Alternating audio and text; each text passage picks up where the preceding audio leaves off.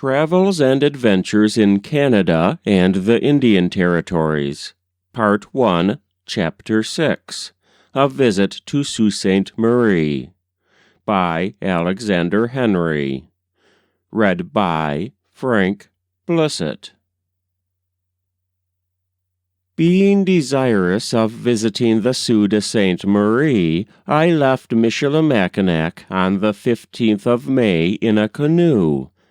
The Sault Ste Marie is distant from Michilimackinac 30 leagues and lies in the strait which separates Lake Huron from Lake Superior.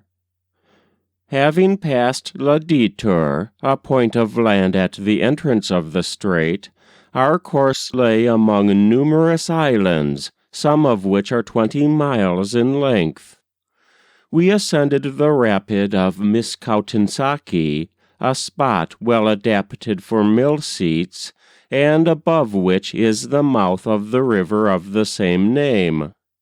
The lands on the south shore of this river are excellent. The lake is bordered by meadows, and at a short distance back are groves of sugar maple. From this river to the Sault Ste Marie is one continued meadow. On the 19th, I reached the Sioux. Here was a stockaded fort in which, under the French government, there was kept a small garrison, commanded by an officer who was called the governor, but was in fact a clerk who managed the Indian trade here on government account. The houses were 4 in number, of which the first was the governor's, the second the interpreter's, and the other 2, which were the smallest, had been used for barracks. The only family was that of Monsieur Cadotte, the interpreter, whose wife was a Chippewa. The fort is seated on a beautiful plain of about 2 miles in circumference and covered with luxuriant grass, and within sight are the rapids in the strait, distant half a mile. The width of the strait, or river, is about half a mile. The portage, or carrying place, commences at the fort. The banks are rocky and allow only a narrow footpath over them. Canoes, half loaded, ascend on the south side, and the other half of the load is carried on men's shoulders.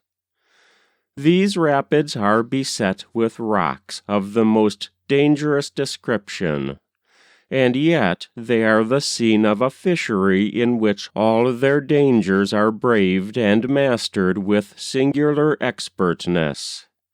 They are full of whitefish, much larger and more excellent than those of Michilimackinac, and which are found here during the greater part of the season, weighing in general from 6 pounds to 15.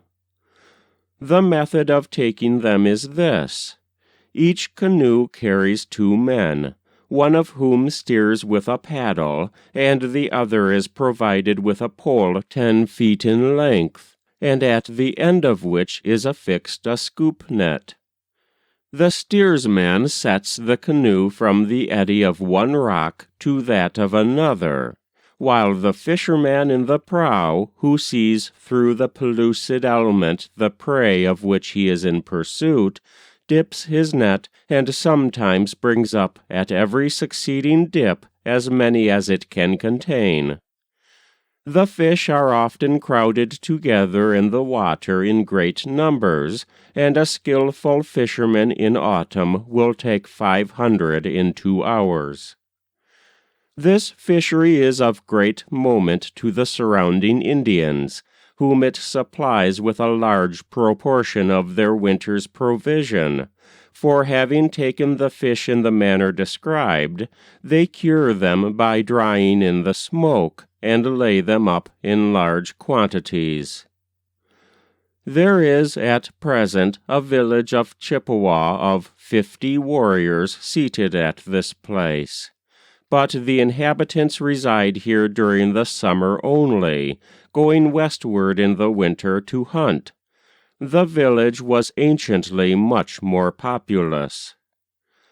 At the south are also seen a few of the wandering Opimitish-Ininiwak, literally men of the woods, otherwise called Wood Indians, and gens de terre, a peaceable and inoffensive race, but less conversant with some of the arts of first necessity than any of their neighbors. They have no villages, and their lodges are so rudely fashioned as to afford them but very inadequate protection against inclement skies. The greater part of their year is spent in traveling from place to place in search of food. The animal on which they chiefly depend is the hare. This they take in springs. Of the skin they make coverings with much ingenuity, cutting it into narrow strips and weaving these into a cloth of the shape of a blanket, and of a quality very warm and agreeable. The pleasant situation of the fort, and still more the desire of learning the Chippewa language, led me to resolve on wintering in it. In the family of Monsieur Cadotte, no other language than the Chippewa was spoken. During the summer, the weather was sometimes exceedingly hot. Mosquitoes and black flies were so numerous as to be a heavy counterpoise to the pleasure of hunting. Pigeons were in great plenty, the stream supplied our drink, and sickness was unknown. In the course of the season, a small detachment of troops under the command of Lieutenant Jamet arrived to garrison the fort. That was Travels and Adventures in Canada and the Indian Territories, Part 1, Chapter 6, A Visit to Sault Ste Marie, by Alexander Henry. Read by Frank Blissett.